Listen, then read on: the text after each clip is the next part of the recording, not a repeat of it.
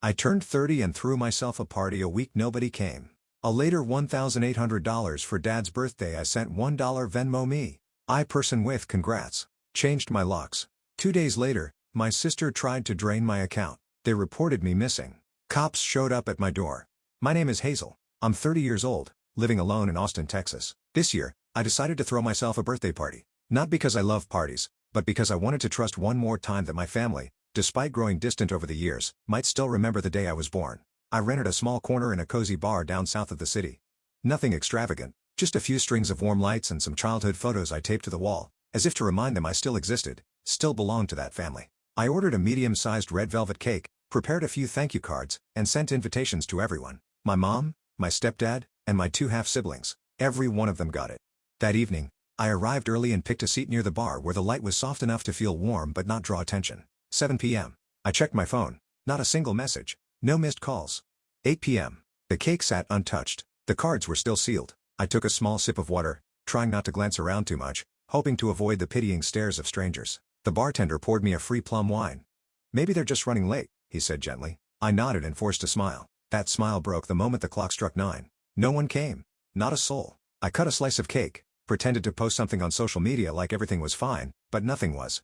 I ate each bite in silence, not because it tasted good, but because I didn't want the cake to look forgotten. My eyes avoided the lights and the truth. At 10 p.m., I packed my things, left a tip, and walked out of what had just become the witness to my solitude. I came home to silence. The only sounds were my heels against the floor and my heartbeat, steady and heavy.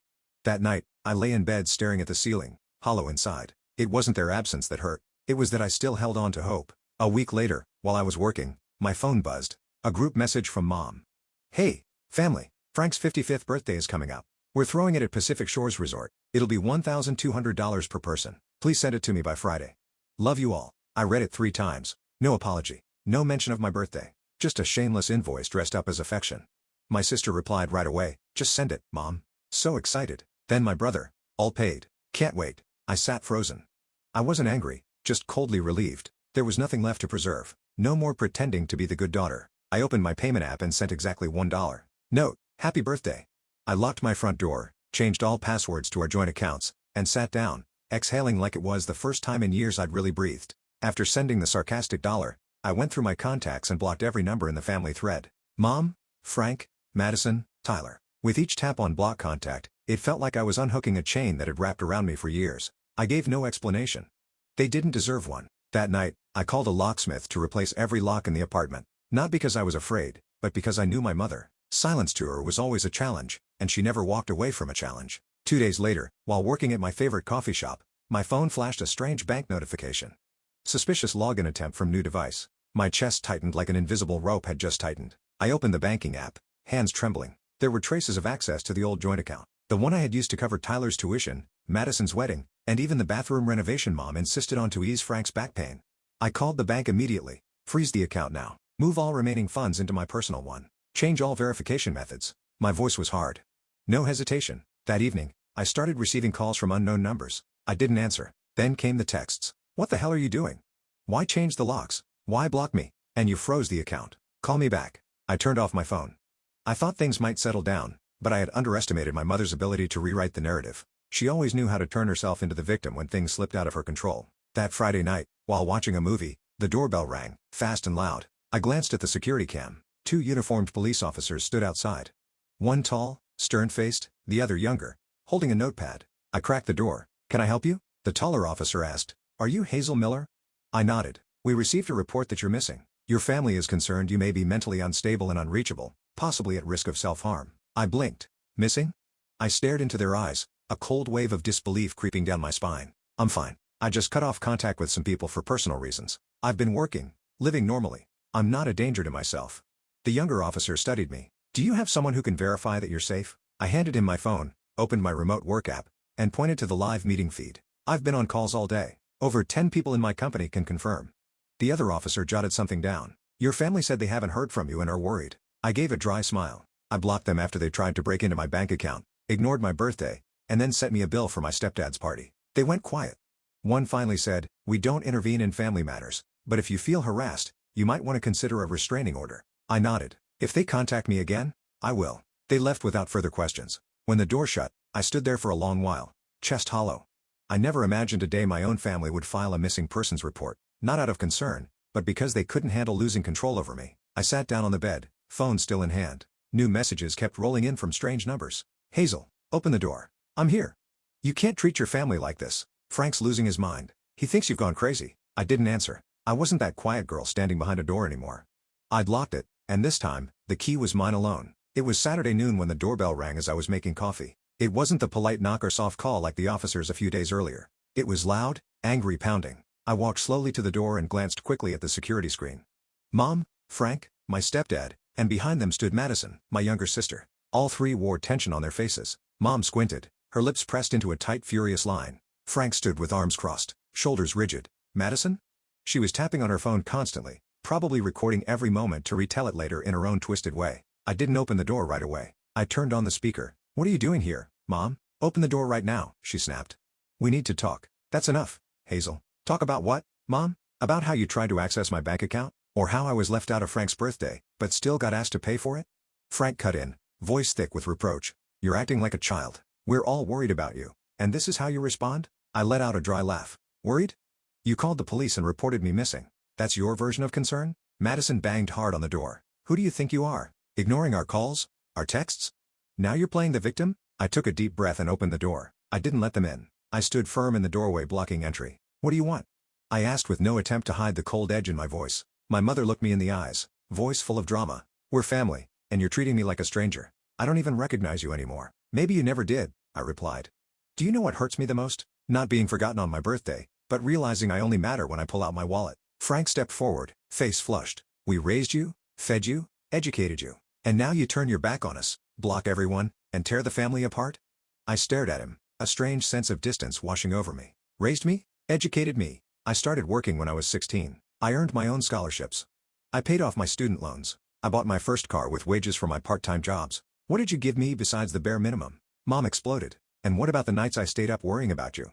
The loans I took out to buy Christmas gifts for this family, and now you throw it all away over a party? My voice sharpened, every word cutting clean. Not over a party, over a decade of endurance. Every time I had money you just happened to need to borrow. I paid nearly $30,000 for Madison's wedding and never got so much as a thank you. Every time I said, I'm tired, you told me, we're all tired. Don't be dramatic. Madison sneered. You always play the martyr. You have money but act stingy. You're not the only one who struggled. You're right. I nodded, eyes locked on hers. I'm not the only one who struggled, but I am the only one who got exploited and still called it love. Frank tried to keep calm. We just want things to go back to how they were. A family can't fall apart over a misunderstanding. I shook my head, hand still gripping the door. It's not a misunderstanding. It's the truth. It's years of giving from one side and taking from the other. And I'm done being your walking. My mother's eyes burned with pure rage. Fine. You want out? I'll give you out, but don't come crawling back when you have no one. I spoke slowly, each word deliberate. If I have to choose between being alone or being used, I choose alone. She opened her mouth, but Frank pulled her back. Madison gave me a sharp glare before turning away. I shut the door. Calm, firm, final. Like closing the last page of a chapter I should have ended long ago. Outside, I heard their footsteps fade, then the slam of a car door. Silence followed, but it no longer felt heavy. I stood alone in my apartment, hand over my chest. It didn't hurt, it just felt like breathing, clear and weightless. 2 days after the confrontation at my front door, I received a notification from the bank. A request had been filed to refinance the house in the Lake Travis area. The house under both my mother's name and mine. Yes, 6 years ago, when my mother called me late at night sobbing, saying they were about to be evicted for not qualifying for another loan, I agreed to co-sign the mortgage. Back then, I thought simply, I can help. I am in a better financial position, but I never imagined that one day, they'd try to refinance again without even asking me. I sat in front of the screen, feeling like I'd just been punched in the chest. It wasn't just disrespect anymore. This was a scheme.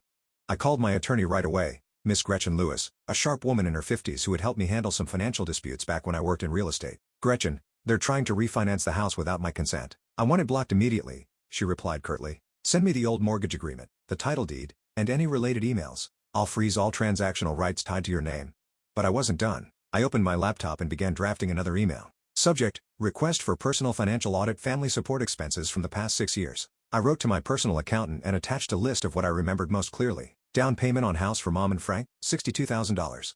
Pickup truck loan for Frank, $18,500. Bedding expenses for Madison, $27,000. Tyler's college tuition over 4 years, $39,800. Emergency support during Mom's illness in 2021, $55,200. Miscellaneous borrowed and forgotten amounts over the years, $12,000. Total, $214,500. I asked them to create a detailed spreadsheet itemized by category and by year with proof of each transaction attached. I didn't want to argue anymore. I wanted numbers. I wanted evidence. I wanted receipts. 3 days later, the audit was complete. I stared at the spreadsheet, hands slightly trembling. Not from regret, but from the realization that I'd spent years living under the illusion that I was loved. Turns out, that love had a price tag and a column total. I sent the file to the temporarily reopened family group chat. The attached message had just 5 words. I want it all back. Within the hour, my phone wouldn't stop buzzing. Missed call from Mom. A message from Madison. Are you insane? Who counts every penny with their own family? Then Tyler, I'm working side jobs to survive and you want what? For me to sell blood? And, of course, Frank had his say. His message was cold. You're tearing this family apart. Your mother hasn't slept in days. I didn't respond. I emailed Gretchen. I want to withdraw my ownership share of the house if they can't buy me out. Push for a forced sale. She called me back within 10 minutes. You're sure? This will force them to either gather the money to buy your share or sell the entire property and split the proceeds. They might turn on you. I stared at the audit. I'm reclaiming fairness. What they do with their face, that's on them.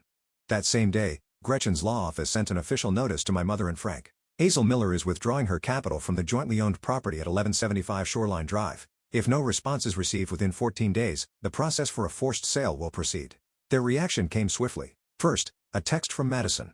You really want to see Mom back in that rundown old apartment? You're not just cold. You're selfish. I read it, said nothing, then deleted it. They called me selfish. Me, the daughter who used to send money every month, even when no one bothered to ask how I was. That night, I received the one message that actually made me pause. Hazel, if you go through with this, we'll lose everything. The house will be sold. I have no idea where I'll go. Are you really this heartless? Mom, I set the phone down without replying. I didn't feel heartless. I felt clear-headed. And for the first time in years, I knew with certainty. If I didn't see this through, I'd slip right back into the old role, silent, providing, and getting hurt. Since Gretchen sent the legal notice, I didn't hear a word from my family for an entire week. That silence, it didn't feel like surrender. It felt like the calm before a storm. Quiet, calculated, and full of intent. And then it arrived. Monday afternoon, I got an email from my lawyer. Your family has agreed to sell the house. It's being listed as a fast sale property, but it seems they're finding every excuse to delay your share of the payment. I replied with just 2 words. Stay close. 3 days later, I got a call from a distant relative, Aunt Amelia, my mother's older sister who lives in Florida. Her voice was soft, but there was tension beneath every syllable. Hazel, your mom called me crying, saying you're throwing the whole family out onto the streets. I don't know exactly what's going on, but they said you're demanding hundreds of thousands of dollars. Is that true? I didn't explain. Not because I didn't respect her, but because I had no energy left to justify myself. Everyone believes the version of the story they want to hear. I simply said, as calmly as a breeze brushing my chest, I'm only asking for what I gave. They can sell the house, the cars, anything they bought with my money. That's fairness, not revenge. She went quiet, then hung up. 2 weeks later, the house was officially listed. A 2-story, 3-bedroom home with a wooden deck out back, once the site of backyard barbecues and happy family photos, was now listed below market price just to cover debt. I felt nothing looking at the photos. No sadness, no satisfaction. They started selling cars. Frank's newer model Ford Explorer sold for $15,000. My mother's sedan posted on Facebook Marketplace as if they were downsizing, not collapsing. Then came the jewelry. The white gold necklace Mom wore for years, once said to be a wedding memento. The sapphire earrings I gave her when I got my first promotion. I recognized them in a photo the broker sent to Gretchen, proof that they were making payment efforts. Then came the first transfer, $10,000. A week later, another $5,000. I said nothing. I didn't follow up. But Gretchen didn't wait. She sent a formal collection letter warning that if the remaining balance wasn't paid, we would proceed with a forced sale. No more negotiations. The next morning, I received the remaining $7,200. Total, $22,200. Exactly what I'd asked for, not a penny more. When that number appeared on my banking screen, I stared at it like I was looking straight at my reflection. 10 years of giving, 10 years of being drained, wrapped into a single cold line of text. Transfer received. That very same day, I got an update. They had vacated the house. According to Gretchen, my mother couldn't qualify for a rental due to her low credit score and lack of collateral. Frank had lost his job 3 months earlier, but had kept it from everyone. Madison and Tyler both moved in with their boyfriends. Neither of them offered to take in Mom or Frank. I don't know exactly where they are now. There were whispers they might be staying in the old RV Frank once planned to convert into a retirement travel van. Maybe now it's their main home. That evening, a message came in from Madison. You happy now? Mom's curled up in a freezing van with no heater. You call that justice? I stared at that text for a long time. Not because I felt guilty, but because it sounded so familiar. Always the same voice. A family that only remembered me when they needed saving. I didn't respond. I don't live in that cycle of guilt anymore. I took a walk around the lake near my home. No phone. No anger. Just me, the crisp December air in Austin and the clearest feeling I've ever had. Freedom. 4 months later, I slowly learned how to live with silence. No messages, no calls, no voices blaming me in the middle of the night. Life had grown quiet. So quiet, it felt almost foreign, but I wasn't afraid of that. Peace was never something I had been taught to accept. It arrived slowly, but firmly. One Friday evening, a coworker invited me to go bowling after work. I normally avoided loud places, but that day, I said yes. Maybe because I needed to see for myself. After everything, had I truly stepped out from under that shadow? He picked a lane near the end. Laughter echoed. Neon lights flashed across the polished wood floor. I threw a few frames decently. The sound of pins crashing felt like a quiet release. Then it was my coworker's turn. I glanced to the right and froze. 2 lanes over, a man was struggling to lift a heavy, dark green ball. His shoulders looked thinner than I remembered. His hair grayer. He missed. The ball rolled into the gutter. As he bent down for another, his eyes swept toward me. That look stopped. The shock on his face was unmistakable. My stepdad. I stood up, instinctively turning to leave, but I stopped. And this time, I didn't look away. He walked slowly toward me, his bowling shoes making a soft squeak across the floor. Azel, he said gently, as if even one wrong breath might shatter the moment. I stood still. No nod. No smile. I didn't expect to see you here, he said, glancing at the empty lane beside me. Mind if I play around? I didn't reply. I just motioned to the attendant to reset the lane. He sat beside me. Silence stretched between us like a tight rope over 2 crumbling towers. His first throw fell straight into the gutter again. He gave a quiet laugh and shook his head. Guess I've lost the last habit that made me feel like I was better than someone. I said nothing. Just watched the next ball roll wide again. Hazel, he said as he sat back down. I didn't come here to ask for money. If it were the old me, I probably would've, but not this time. I turned to look at him. The green light brushed across his face, revealing lines he could no longer hide. I used to think I was strong. A man. The head of the house. But when you started earning, growing, becoming more independent, I felt small. His voice dropped a beat. I was jealous. And instead of trying harder, I hid behind the role of stepfather, used the label family to hold on to what was never mine. I rested my arms on my knees, eyes steady. You didn't just take money. You took trust, and you dragged my mom, my siblings, into a cycle of dependence no one was willing to admit. He nodded. I know. No apology could ever fix it, but I still want you to know I truly regret it. I'm sorry I never told you that I was proud of you. At last, I heard the words I had longed to hear for nearly 20 years. You know I'm not coming back, I said, voice low but clear. I'm not trying to reconnect. I don't want to fix anything.